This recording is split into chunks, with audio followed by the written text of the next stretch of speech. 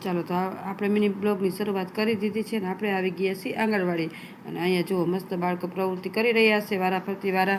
અને જો આપણે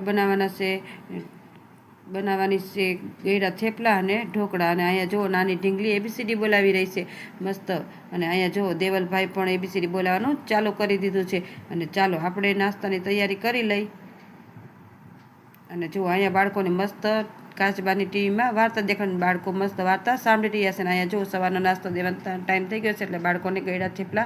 આપી દે જો બાળકોને મસ્ત ગળ્યા થેપલા પણ આપી દીધા છે અને બાળકો એની મસ્તીમાં ખાઈ રહ્યા છે અને ચાલો જો અહીંયા મસ્ત બપોરનો નાસ્તો છે તો એને આપણે ખાટિયા ઢોકળા બાફવા મૂકી દીધા છે અને અહીંયા જો ટીચર